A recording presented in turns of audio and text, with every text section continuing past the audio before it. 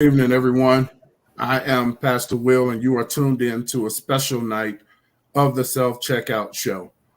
Um, Tonight's topic is why is it so hard for men to open up about their mental health issues?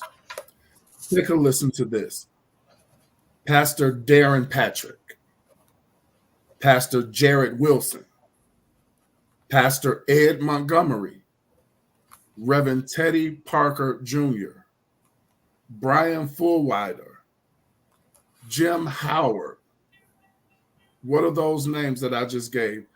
Each one of those names were senior pastors that committed suicide.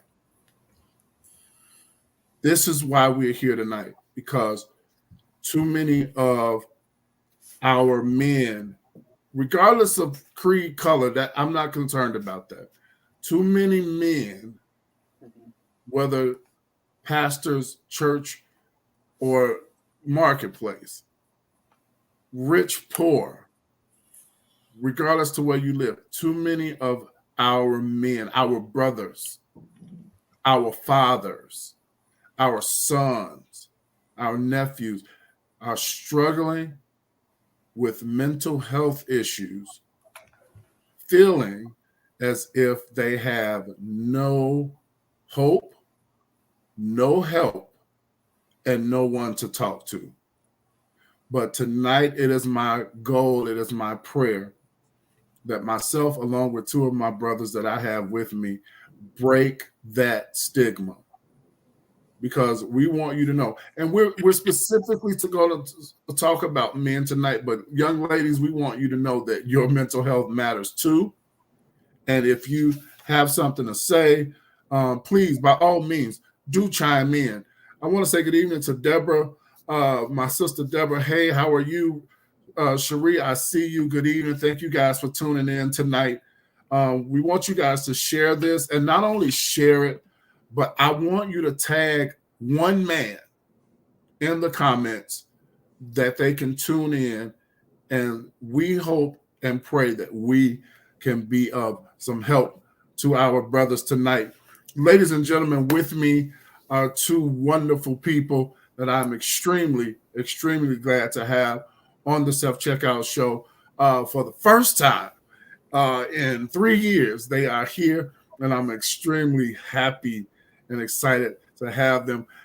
Pastor LeAundre Hill, I have been knowing for God knows how long, a long time.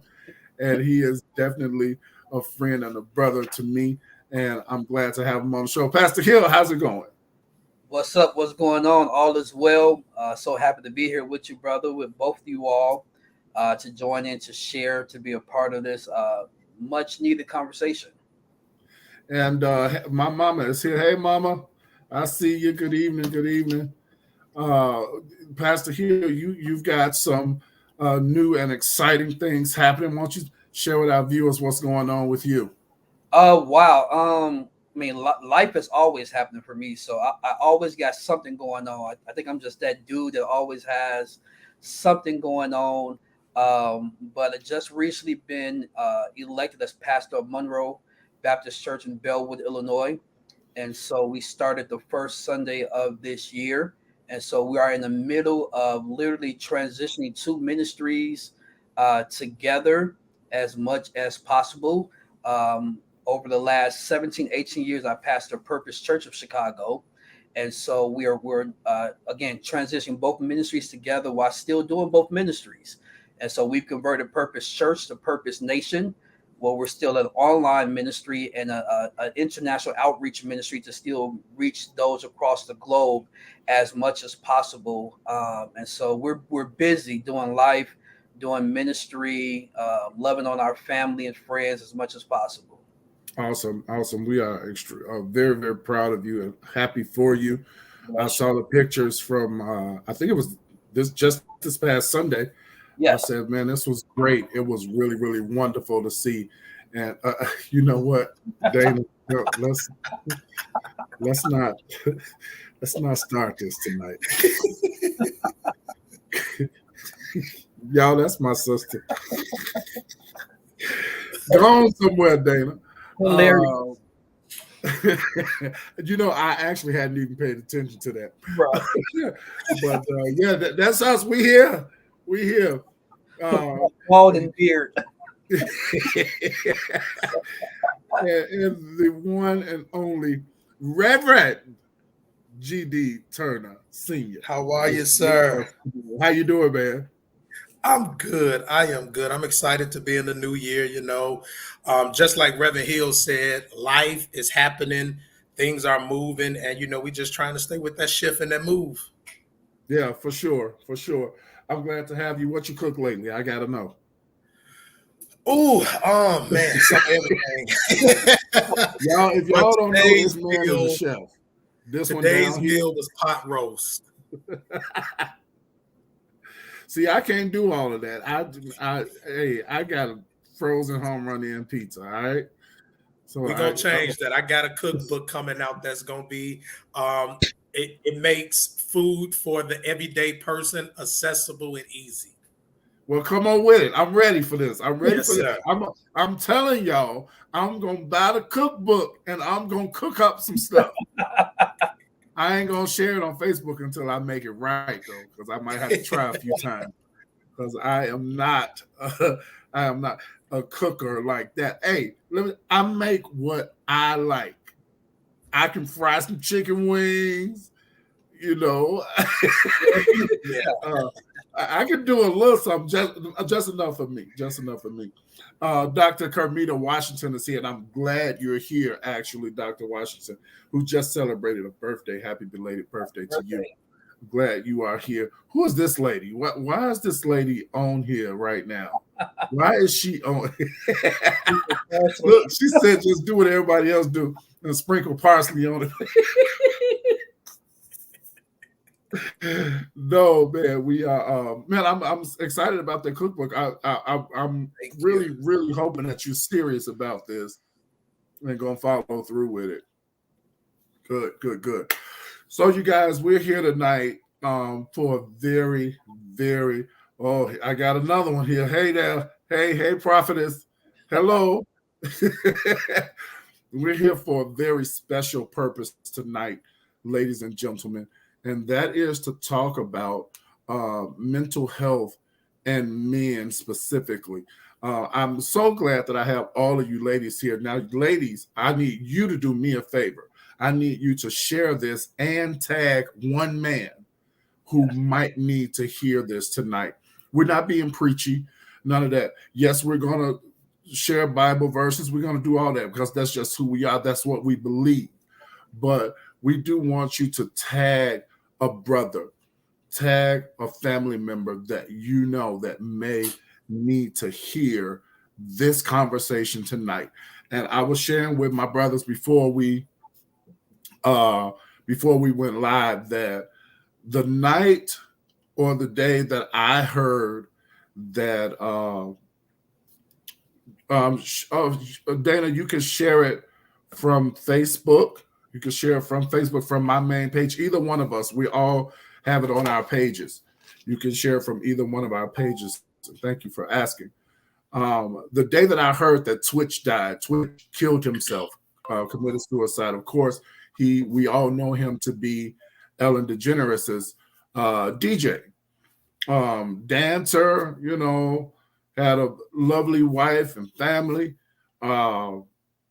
but he committed suicide. Mm-hmm.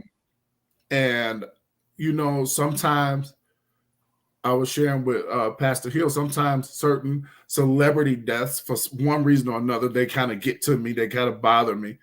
But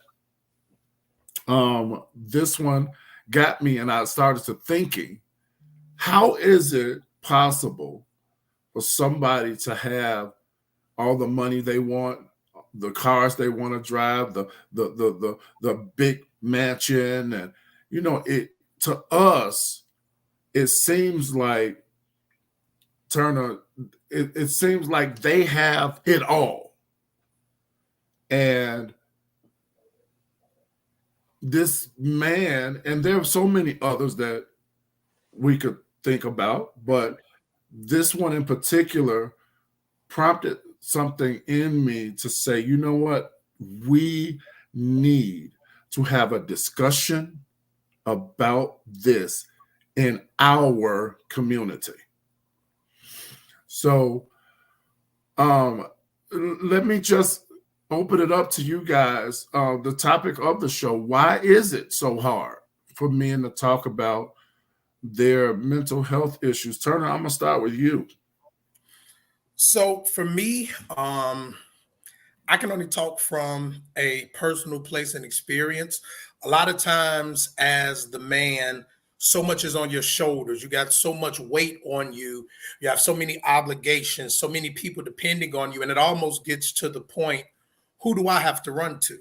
Um, I'm everybody else's shoulder. And then when it comes time for me to have a shoulder, I realize I don't have a shoulder. So what do you Mhm. do when you don't have a place to go? As a man, we continue to deal with it. Oh, okay, I deal with it tomorrow. Tomorrow comes, another problem arises. Okay, I'll deal with it next week. And we never get to the point of dealing with it to when we hit that breaking point because we did not have an outlet. We legit break down. So Mhm. so many times, and especially in the Black community, my father, when he was living, the men I grew up with, we didn't know what therapy was. Therapy was not a Black man's thing. You a man, suck it up, deal with it. So what did the Black man per se do? We got another family on the other side of town to cope with it. We went to the bar to cope with it. We wasted our money at the horse track to cope with it. And we started finding these vices that gave us temporary satisfaction, but never fixed the problem. So for me, the issue with the mental health crisis within our community is we must first identify, yeah, I got a problem. I need help. Now, utilizing those resources of help and realizing that nothing's wrong with the fact that I need help. It does not make me less of a man. And I think that's one of the biggest issues. We think because I need help and because I say I need help, it makes me less of a man than what society tells me I need to be. When in reality, it makes you even more, even greater a man because now you're getting the resources to make you better. You're getting the resources to make you a better husband, a better father, a better friend, a better son, a better you. So until we first identify and address the fact that, yes, I need help, I don't think we'll ever be able to get over the hurdle within the Black community. Uh, Pastor Hill, those three words that he just said, I need help. Do you think, and I agree with everything he said, do you think that we men have that problem with being honest and saying that? And so I think in general we do. Historically, most men have been taught to just suck it up, man up, men don't cry. And the term itself, I need help, is a cry. It is literally a cry. And so because we've been taught to suck it up, man up, we don't make that verbal cry out that I need help. But in essence, I think men do cry.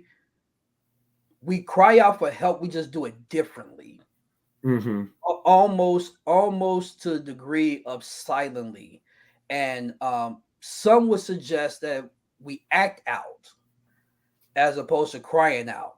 And so, like all the things that my brother just described, is ways that men cry out, not productive, very negative. We cry out, we seek help in the wrong spaces, in the wrong places, in the wrong devices. Um, that ultimately adds to our problem, right? It compounds on top of one another. And so, but historically, most men struggle with crying out for help, and not just crying out for help, but knowing that someone is hearing their cry in the way that they cry out. Because I think that we all do cry out, We just do it differently. And sometimes it's noticeable, sometimes it's not noticeable.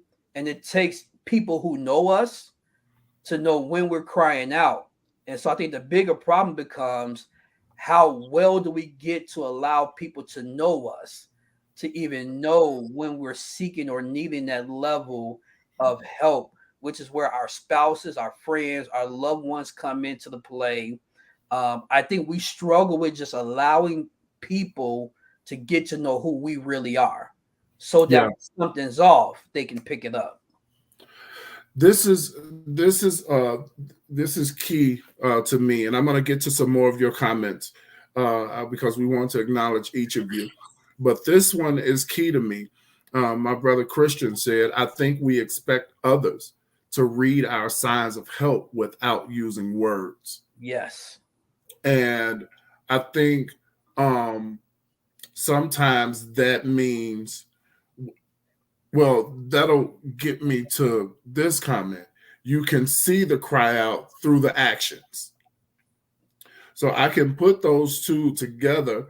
Christian saying that we expect other people to read our signs because with I do believe that sometimes, Turner, we show through our actions that we need help, but we won't say it. Right. We just how they used to, what do they call it? Acting out. Yeah. And blessings to you, Bishop Henry Holloway. Thank you for being here, man. Lady Huggins said, recognizing that you need help and then actually knowing where to go get it. So for me, and I think it was Turner that hit on it, back in the day, us folks, we wasn't talking about no therapy. We wasn't doing none of that. That was for them. That wasn't for us. And now within the past probably 5 to 10 years or so, it's becoming more widespread and more open amongst different races and different colors. But after doing research and article after article, it still seems like there is this thing over the black man that is still that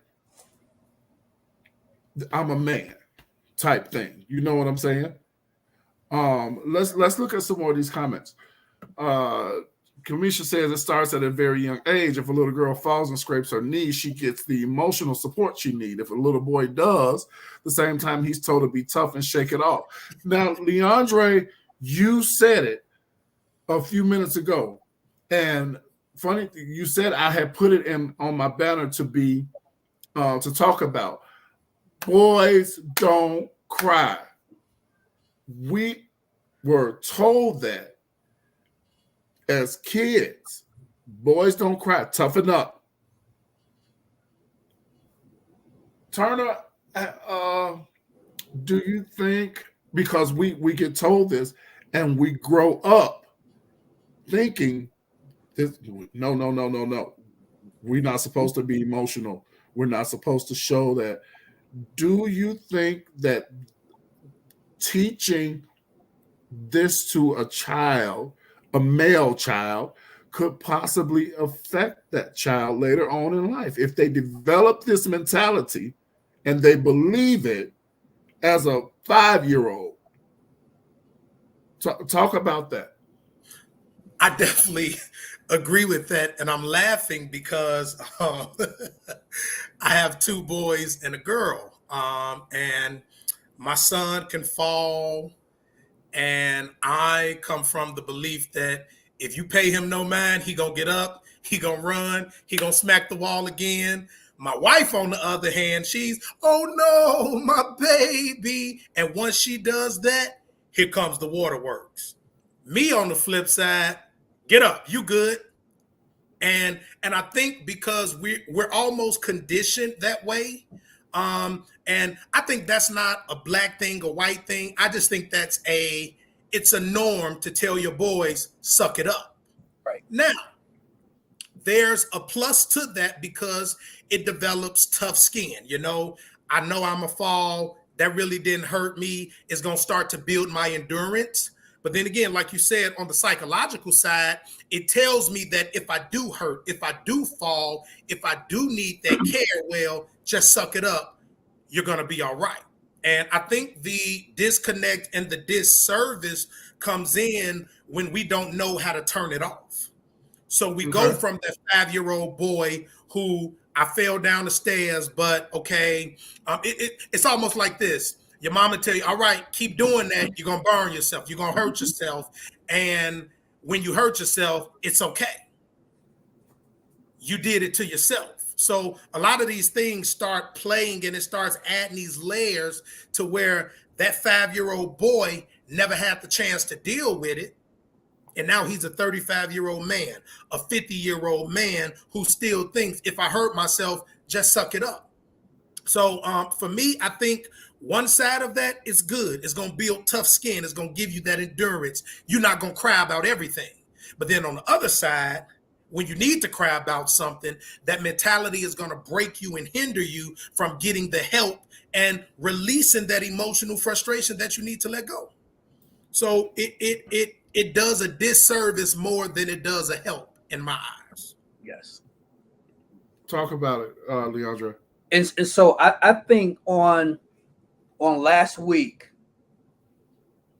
during I think it was Monday Night Football, in the midst of a tragic moment with Damar Hamlin, saw something we've never seen before. Yeah. Of course, the tragic part we had never seen before, right? Football player getting hit, literally being lifeless on a football field. But then the results of that, we saw what we never seen before. Grown men, shoulder pads, football helmets, best athletes in the world on the field crying because something happened. Something happened emotionally that affected them, that impacted their life, and their first instinct was not to man up, not to toughen it up, but to cry. And I think that moment also helped men around the world to deal with some emotions. These are men on the gridiron, right? On the gridiron, tough, and they're crying. Now, here's the interesting part.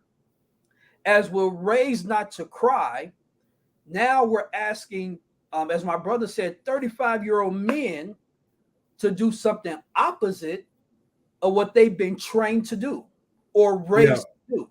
And so now we're asking 35-year-old men, 45-year-old men saying, hey, it's okay to cry. It's okay to express your emotions. And so for me, as a 46-year-old man, I can then come back and say, well, how do I do that? If I've been taught not to cry, if I've been culturally, and sometimes we're not verbally taught that. It's a cultural thing. It comes with who we are. It comes with who we are as black men, going out to the world, having to be tough, having to fight for it all these things, and to be strong and keep a smile on our faces. It's critical that in life, and I think someone mentioned here in the comments that men need a safe space. We need that safe space, a safe that shoulder that we can go cry on, that say, okay, get it all out. It's gonna be okay. Release those emotions, and then once we're done crying, that person's back lifting us up to get back out into the world. Thank God for our wives, our mothers, our grandmamas, all those people who taught us how to do those things. But then here it is. We need some men in our lives that can also be those safe spaces. That's like, dude, hey, let's go talk, cry it out.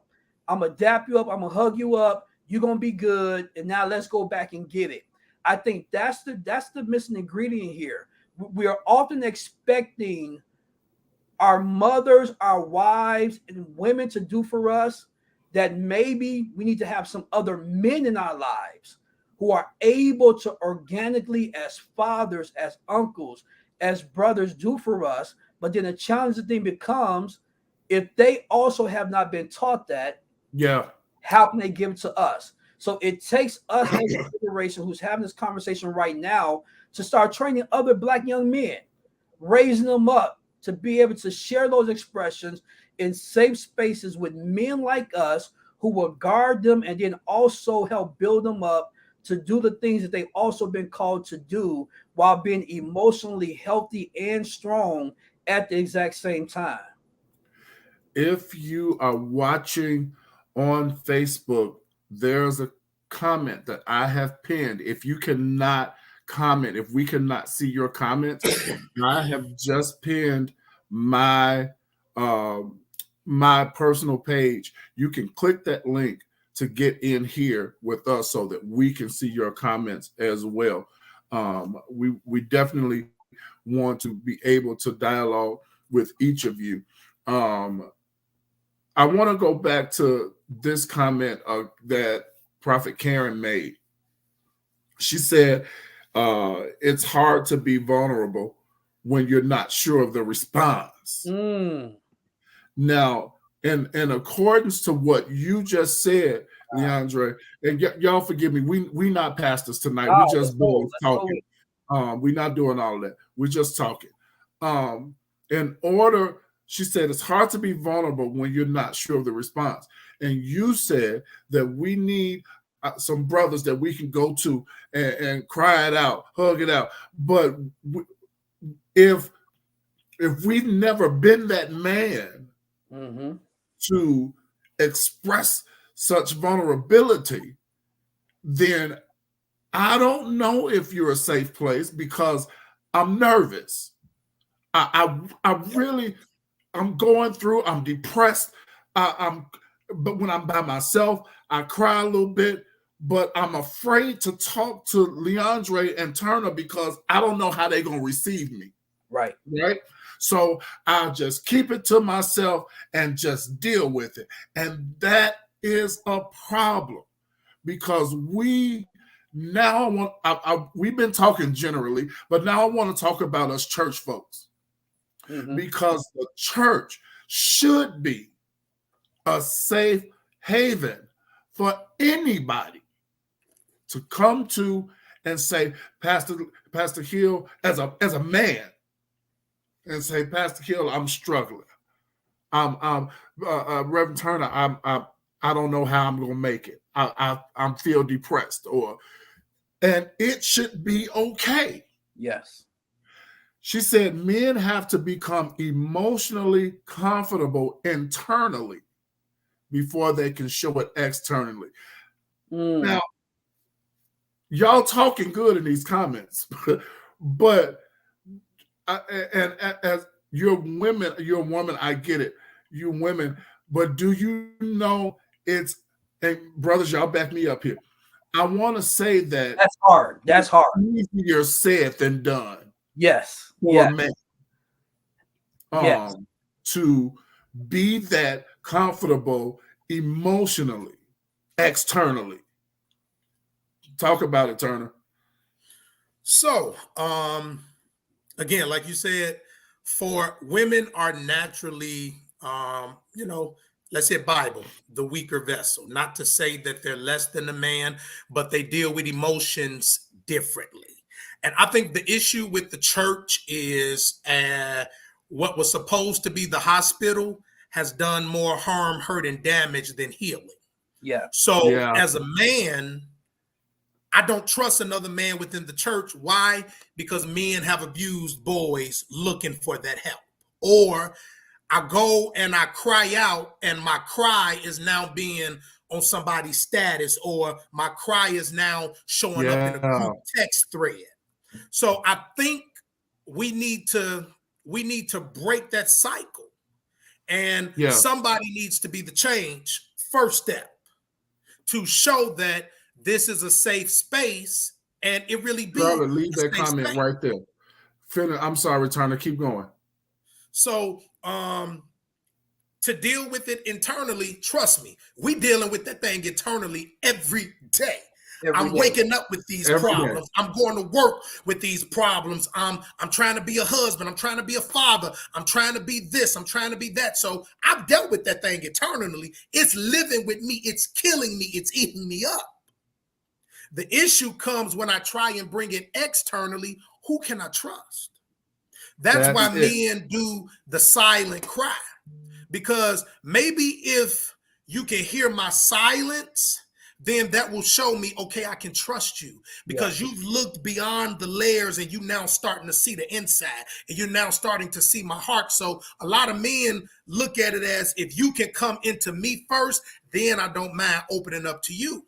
So I'm going to throw these little subtle hints around. I'm going to start changing my behavior, trying to see who can hear me screaming when I'm not even opening my mouth.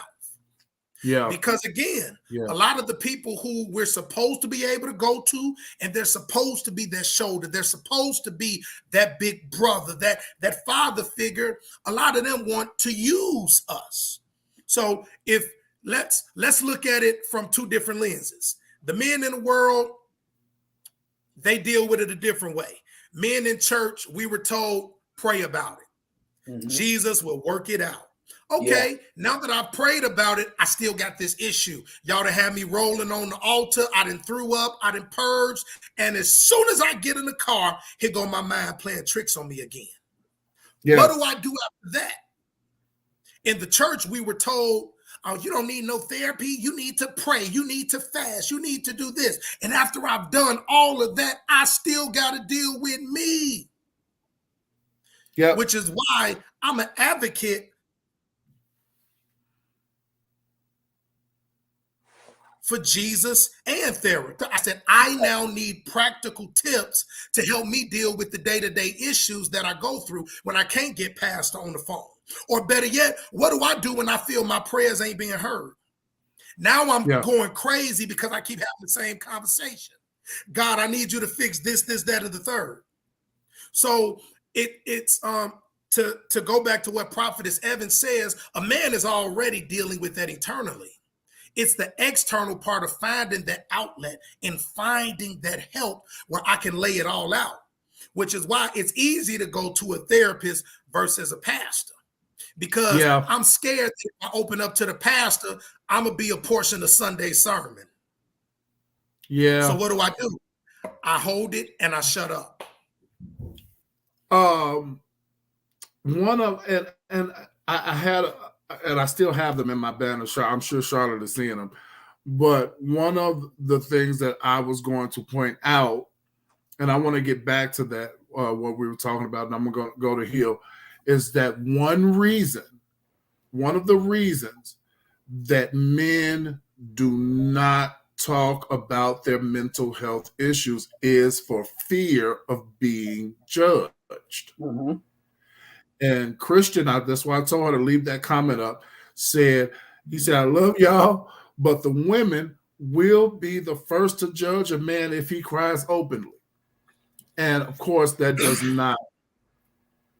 not from spectrum to spectrum, but you come on, y'all, let's be honest and let's talk about this. There are some, not all, but there are some who would look at you as if you are a weak man. I don't want no weak man. He crying. He got too much emotional baggage. That's why they don't say nothing. Mm-hmm. For fear of being looked at. Main reasons why. Right? And one more comment. Karen said, only immature women, I want you to see this, Christian, only immature women judge or don't know how to respond to a hurting man. You ain't got to worry about that yourself, because I know who your wife is, Christian. You ain't got to worry about that. But she says, and even if you don't know what to say, let me back up. Even if you don't know what to say, one thing we all should be able to do is listen. Absolutely right. And not only listen, but keep your mouth shut after you have listened, Yes. because that's a whole nother thing. Breach of confidentiality. Turner said that we could go and talk to pastors. That's why some people choose not to talk to pastors, because week after next, you could possibly hear what you told them in the message. And that's some foolishness right there. We're not going to get into that. But LeAundre, I want to talk about men that feel like what Christians said. Men that say, I'm not going to open my mouth and be emotional about what I'm dealing with because people going to judge me. Talk about that right there. And so I think it's critical that as we grow and as we mature, number one, we have to choose our circles wisely. Yeah. I think when we enter space where we become more concerned about how we are looked at and judged compared to our own health, safety, and our own lives, it says something about our circle, our community, our culture, and even our churches. That if I'm in a church where I feel at the end of the day I'm going to get judged, maybe I'm not in the right place. If I have a circle of friends where if I share what's going on with my crew, they're going to judge me, I might need to change my crew. I might even need to change my pastor. If I feel I cannot go to my pastor, here's the indictment, and we're not talking about church or pastor, but here is the indictment on the church, community believers. It's a shame that we have now gotten to a place where we are literally making therapists rich, because now we have no other alternative motives. And that becomes an indictment on the body of Christ, on believers, family members, and all these things where we have to physically pay, because we know if I pay you and talk to you, you are obligated to keep your mouth shut. Yep. You are obligated to help me, and I don't have to. I'm literally paying you not to judge me, to help me and not to judge me. And that falls back on pastors, leaders, family members, the church, all of those things. We are paying people to help us when we should have a community of believers, people in general, friends who we can trust, friends who stick closer than a brother, people who we can trust, that we can have common relationship with, help. That is the whole purpose of having relationships with people, is to do life with one another, to help one another through our process, through what we may be going through. That I may be going through something, I can pray, I can call on you, talk to you about it, and you can pray for me, and you can help lift me up, and you can give me the good advice that I need, as opposed to now, because I can't trust nobody. I can't open up to nobody. Now I got to go pay somebody to help me. And again, there's nothing wrong with it, because at this point, we got to do what we got to do. 1999, my father died. In the midst of me finishing my MDiv, my father died. Tragic moment in my life. I always had in my mind how I would feel if I ever got that call. And guess what? When I got that call, my life was crushed. I was feeling things that I didn't even know exist inside me. I was having thoughts that I didn't even know was in my mind, just random thoughts. I would be with my family, but my mind would be totally somewhere else.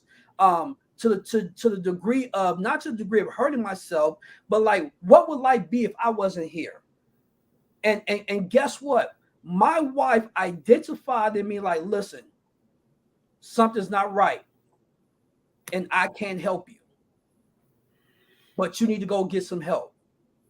And so thank God I had the resources to go get that professional help that I needed. Here I am, a pastor of a church, living a good life, great life, ministry, job, family.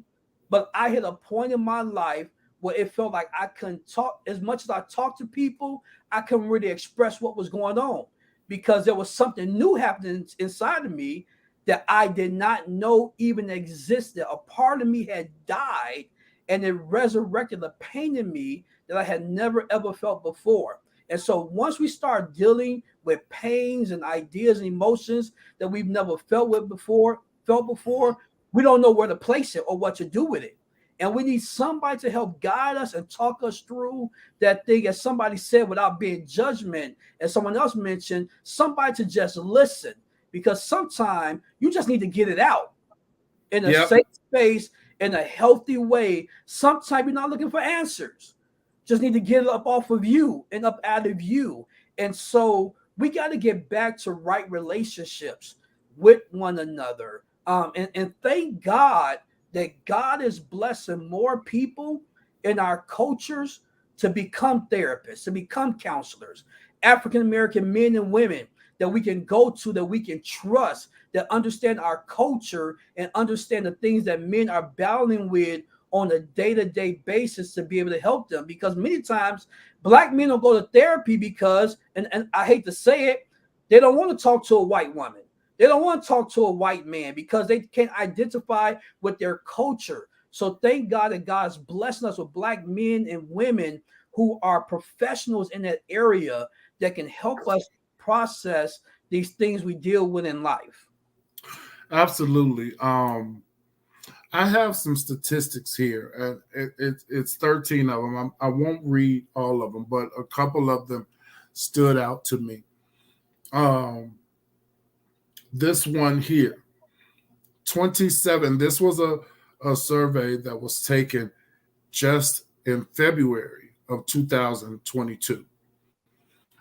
Prophet Darius Glover, good to see you, man. Reverend Mac Brown, good to see you. All of you all, thank you for tuning in tonight. I hope this is really, really helping somebody.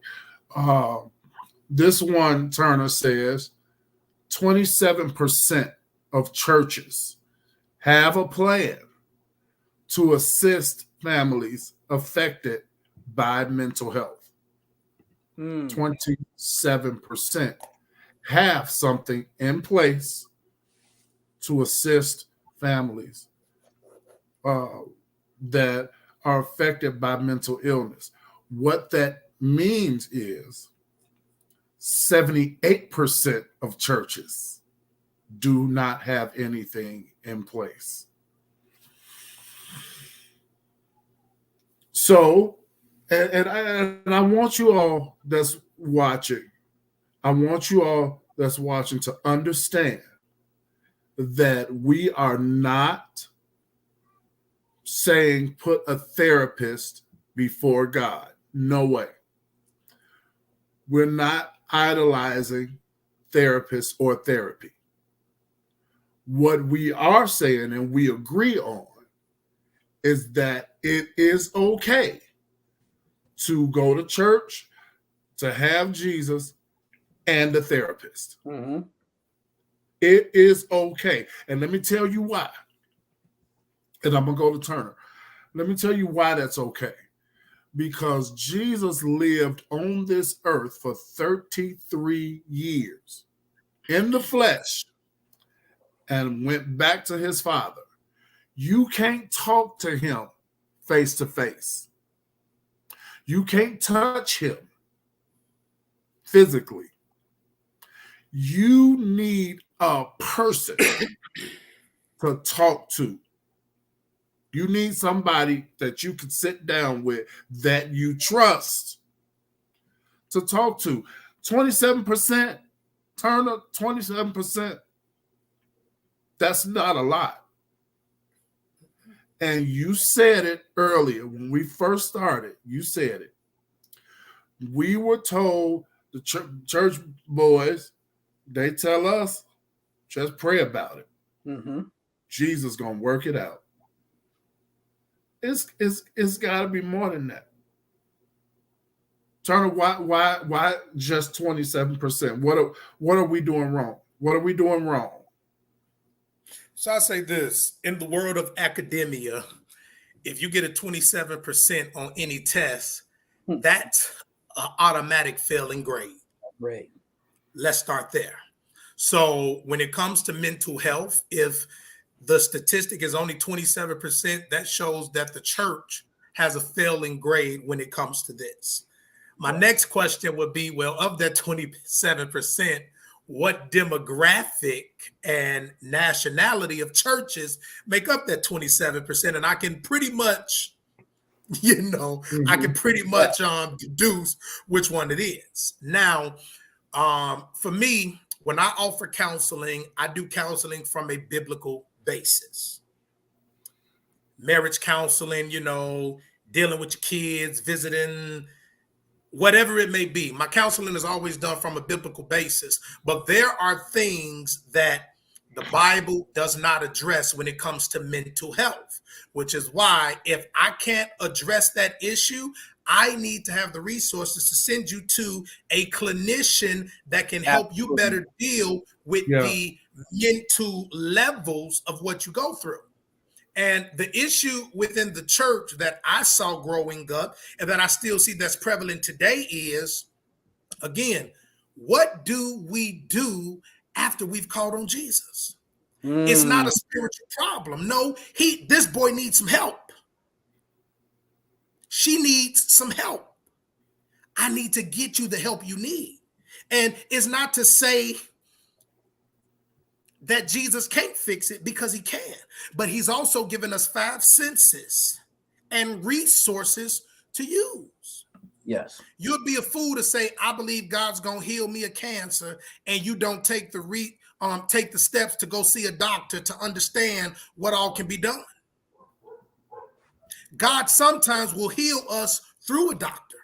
He'll sometimes heal us through medicinal purposes. But if I don't use the 5 senses that I got to actually go seek the help, I'm believing God. And then when God don't do it, now my family is mad at God because we didn't use the resources that he gave us. Mm-hmm. So the issue within the church is we're not using the resources that God has given us. Nothing's wrong with getting that help. I'm sad that it's only 27% of churches that are equipped to help people. And if we look at it, the church is under-equipped when it comes to community service. Do we have mental health resources? Do we have financial literacy services? Do we have resources in place to help people beyond the Sunday morning worship experience? And I think the disservice is, okay, we give you a good word, we shout you, y'all fall out, because all of us have been in ministry for X amount of years. We know what to say when we get the mic in our hand to end the service right then and there. We know the right scripture to pull out. We know the right cliche to say. We know what to tell you to tell your neighbor. And we ain't got to preach the message that we wrote out if we don't want to. Right. But what do I do once I get past that worship experience? That's when real ministry begins. And I feel that we're doing the people a disservice because we're giving them good church, but not good ministry. Mm-hmm. Yeah, absolutely. LeAundre, there are 4, I want to hit these 4 reasons that men don't talk about their mental health. And each one of them I appreciate all of you guys for your comments. Thank you so much for being interactive with us. Each one of them are very, very valid. Number one, the first reason that is said that men won't talk about their mental health is for the belief that they should be able to handle their problems on their own, which is a misconception, because none of us in essence have the ability to handle our problems on our own.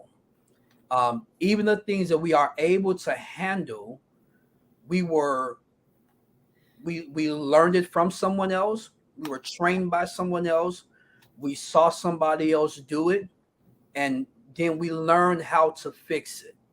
Um, Turner couldn't be a good chef if he had at some point not saw someone cook or was inspired by someone. And so we always stand on somebody's shoulders. We always have someone who we glean from, look from, that can help us.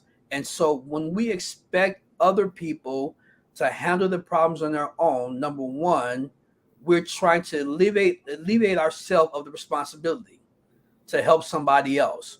We're trying to remove ourselves from the process, and we have the mentality of, well, if I help myself, they can help themselves. But the truth is, somebody else had to help you as well when it comes to handling your problems. And so I think it's sad to think that way, that people should be able to handle their problems on their own when we all have reached the point where we dealt with something that somebody had to help us out of or help us through to get to where we are. Mac Brown said, so are we saying that the word of God isn't effective over our situations? Mental health equates to demons. Bro, look, this is what we're saying.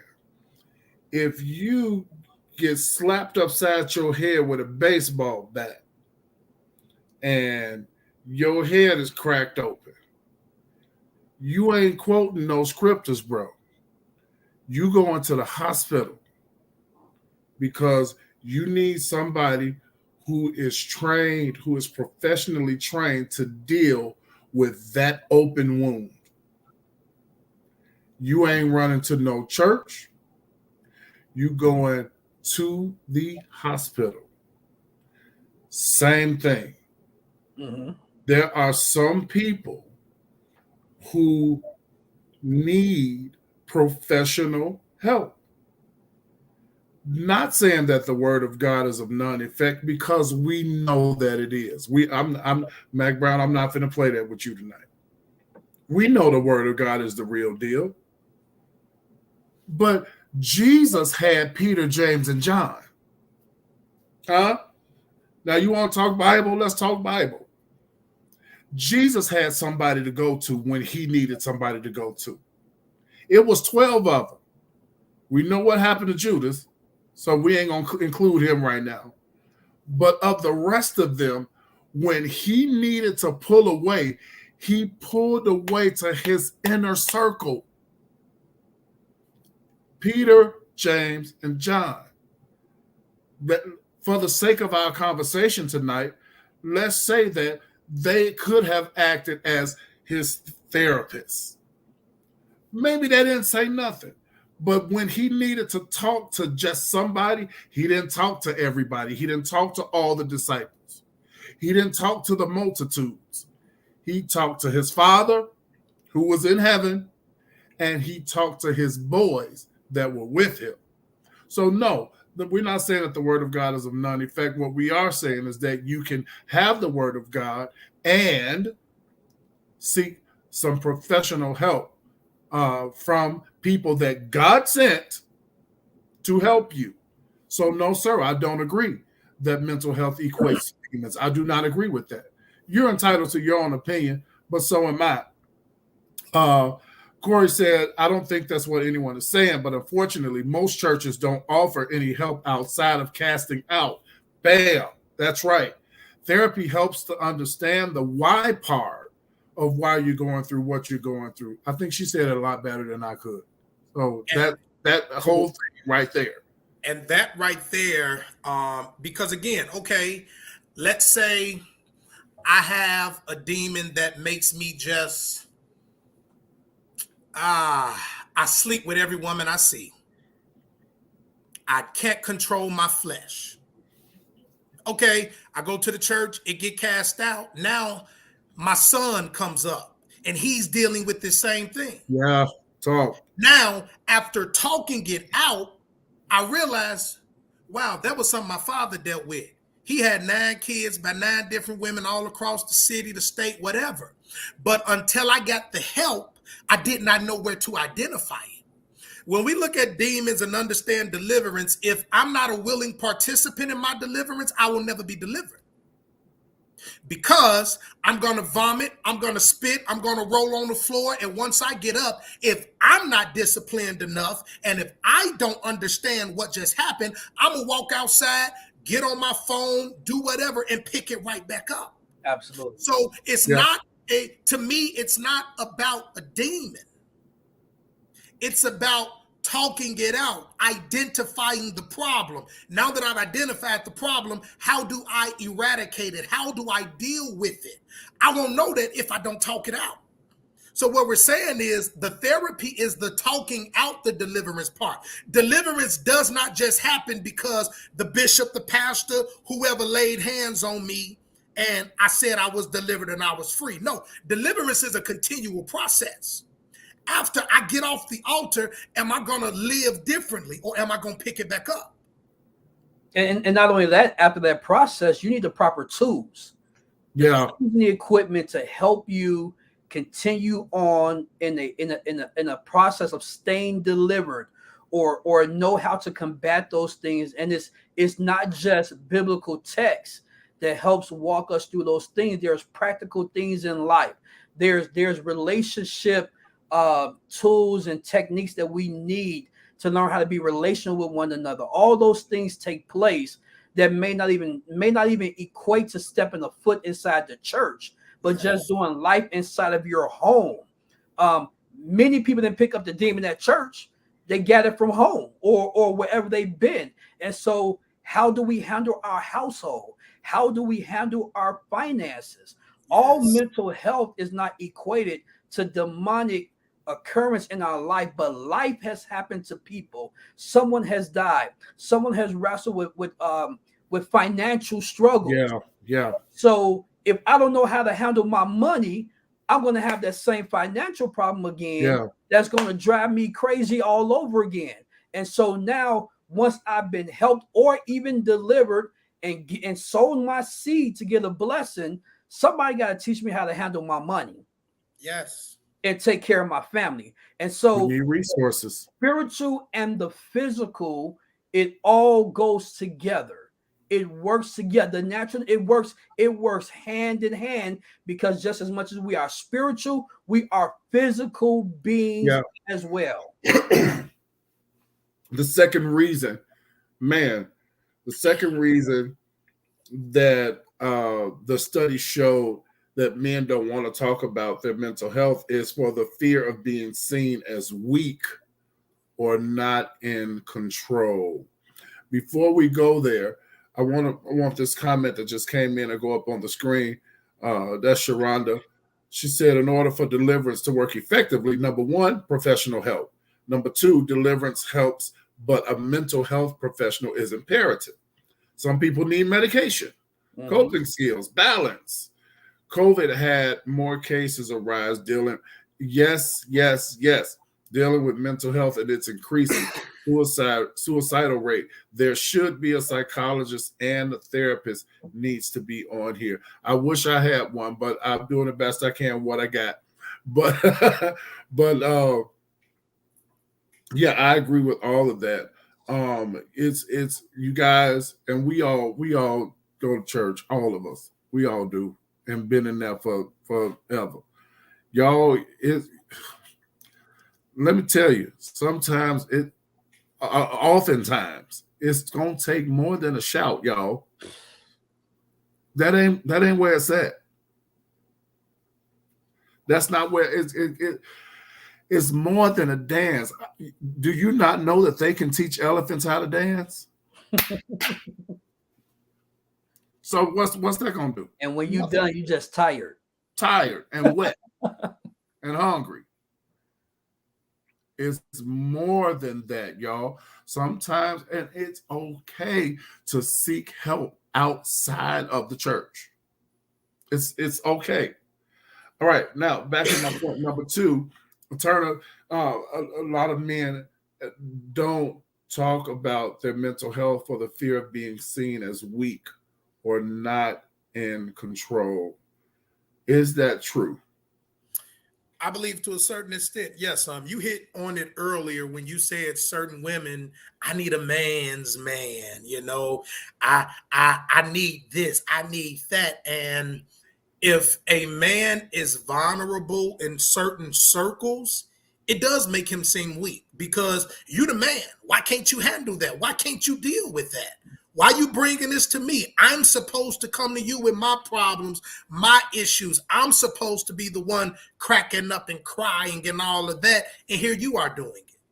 So when I think you're seeing the fear of being seen weak, and the fear of that is an indicator that you're around the wrong people.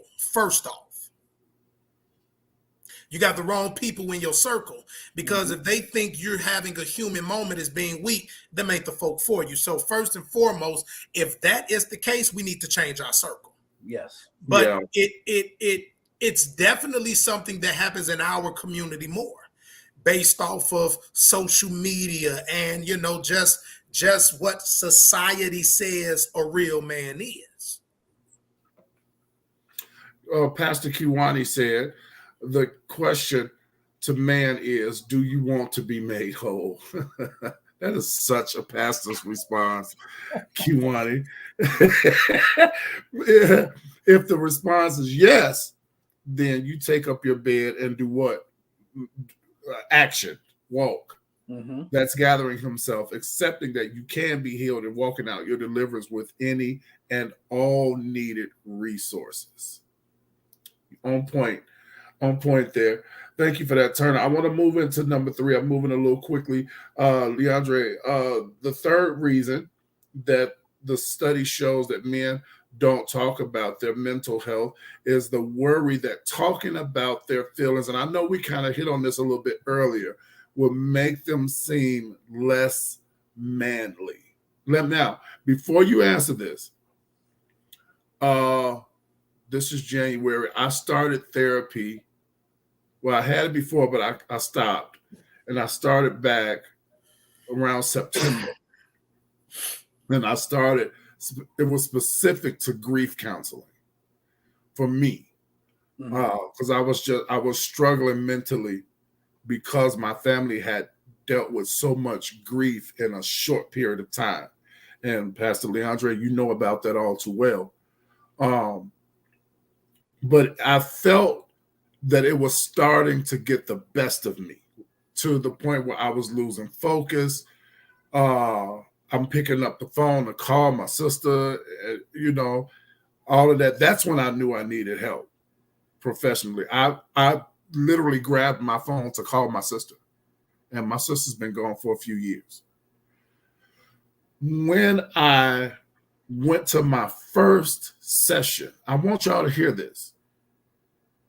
When I went to my first therapy session, within probably 10 minutes, you would have thought somebody had poured a bucket of water on my face. I was a weeping mess. And she asked me one question. The question was, why are you here? And everything came out. And man, I'm telling you, that day I began to feel better because it had been bottled up for so long. And it's like, I'm going to talk about me for a second. It was like my friends, my closest friends, they know what I've been through. So I'm not going to keep burdening them with this. Right. That's how I felt. My church knows. So, I'm just going to suck it up, deal with it. Kept internalizing all of that stuff. And it was killing me inside. Depressed all the time. But you know what? I knew how to act when I got to church. See what I'm saying? I knew what to say when I got the microphone.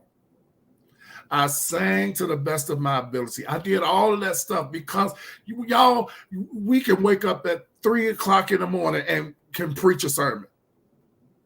We know how to do all that stuff. We know how to mask it. Absolutely. But when you have somebody who has no ulterior motive, they just want to get to what Charlotte said earlier, the root issue. When you get there, stuff will start surfacing. And it will, I'm telling y'all, it will help you. Yes, I poured my heart out to God 1,000,000 times. Yes, I did. That's the first thing I did. That's the first thing we all do. At least I hope we do. Yes. But I needed a little bit more. Not saying that God is not all sufficient. Don't y'all do that to me tonight, because we're not doing that. But I felt like I should speak to someone who this is their profession. And it helped me. Now, the third reason is that, LeAundre, they feel they don't talk about it because they feel that it'll make them seem less manly. Absolutely. And so the question becomes, or the thought process is, what is it to even be manly? Culture and time has dictated what it is to be manly, and no one has that definition of it. And I would suggest tonight that talking about it actually makes you more than a man. Yes. It makes you human. Agreed. And I think we must understand that before we are man, before we are one, we are human. We are human beings with emotions, with thoughts, with all these things, and something has to be done with them. And so, there's a stigma that if I talk about my feelings, I may seem like less of a man to certain people. Yep. And we talked about that before. At that point, we need to then start questioning the people who we're around, and why do they have those images and thoughts of us? Especially once you got delivered, you got healed, you got yourself together, you might want to go back and change your circle, since you couldn't get the work done in that circle. But at the end of the day, we are all human across the board. We have emotions, we have these feelings, and we have to talk about them. We have to get them out, because talking about it actually makes us feel better. Talking about it makes us feel whole. Because if we're not talking about it, we're not expressing it, then that means there's a part of us that's being locked in. There's a part of us that's being shut out. There's a part of our thought that's not being expressed, which now we're really not a whole person anyway, if we're not sharing all of those things that are with inside of us as well. And so it's critical to talk about those things and to be able to live a life with the sound. The word says that God has not given us a spirit of fear, but of love, power, and a sound mind, a clear mind. And in order to have this sound mind, I got to wrestle with these feelings and thoughts and get them out in a healthy space with somebody that I can trust, that we can trust. I'm gonna stop right here, because I'm not done, ladies and gentlemen. We're not done, but it's already past 8. I want to pick this up again. I'm gonna get with the fellas, and I'm gonna hopefully reach out to a therapist who could also join us. Pastor LeAundre, Reverend Turner, if you all will come back, I would love to have you back so that we can continue. Absolutely. Let's do it. Because I believe that we together are helping people, not just men, but women alike, to really, really understand that it's okay to, I'm not a cliche type of guy. I'm not. That's just not me. but I have to say this one because it's appropriate right now. My brothers that's watching or that will watch, I'm saying it. It is okay to not be okay. But what's not okay is when you don't express it. Mm-hmm. What I'm saying is there's somebody, you're looking at 3 on your screen right now that you can talk to. You don't have to know them. And sometimes it's even better if you don't know them. Yes, sir. Yes. It's best to talk to people that don't know nothing about you and your business. But I'm telling you, I know these 2 brothers right here, and of course myself. If you need somebody immediately to talk to, if you're not friends with them on Facebook, send them a friend request. Tell them I sent you. Because I'm telling you, if you need someone to talk to, thank you, Pastor Kiwani. I'm definitely going to check him out. Definitely, I will do that tonight. Thank you so much for that. I want you to know that you are not less of a man for crying, because that's the major thing right there. You're not less of a man for crying. No, you're more manly for being able to express your emotions, Yes. right? Getting that stuff out of you, especially if you are married with children. You need to release that out of you. You want to help your wife? You want to help your children? You want to be a better man? You want to be a better husband? Deal with your emotional, mental health.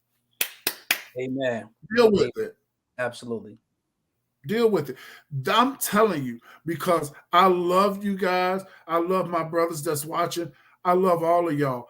I do not want you to suffer in silence. You don't have to. I did it for years. And y'all know me. I don't have a problem being transparent. I suffered in silence for years. And finally, when I couldn't take it no more, which it shouldn't have gotten to that point, but when that's what happened to me. When I couldn't take it no more, I went and sought out the help that I needed. And life has been a lot better since, emotionally, mentally. And I also don't want you all to think that when we talk mental illness, when we talk mental health, we're talking mental illness. Those are 2 different things. Correct. And when we get back together, we're going to talk about that. Believe it or not, every one of us has some sort of mental health issue. Yes. Whether it be worry, whether it be stress, depression, anxiety. Come on. Yep. Depression, anxiety, insomnia. See, y'all not thinking like I'm thinking, because not enough money, the money not making ends meet like you want to. That causes mental health issues. Yes. Grief is a big one. Grief is, come on, Pastor Kiwani. I believe unaddressed mental health leads to mental illness. Yes, correct. Every one of us are going through something, whether it be great or small. We're going through something, and that's something, you think about it, and you thinking about it, that's mental. That's a mental health issue. If you ponder on it too long in the wrong way, results can be damaging. Yes, sir.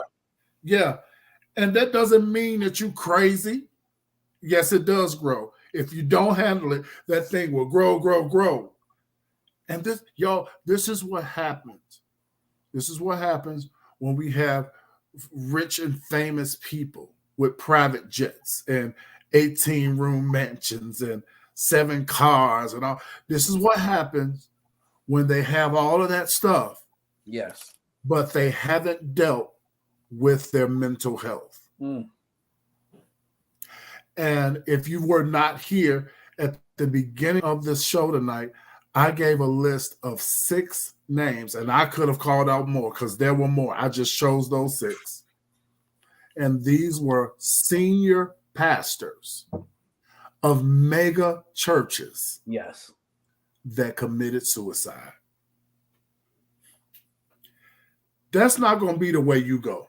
If we got it, if the three of us got anything to do with it, that's not going to be the way you go. Because now that suicide, that Mac Brown, that's demonic.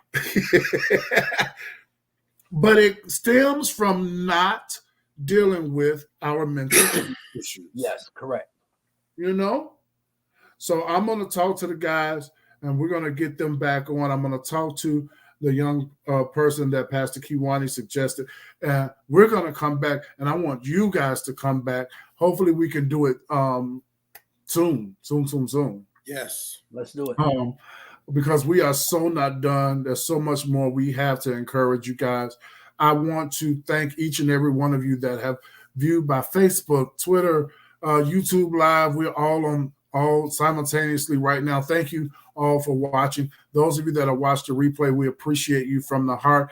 My friends, my brothers, Pastor Hill, Pastor Turner, thank you so much for being on. All right, we're gonna jump off the live.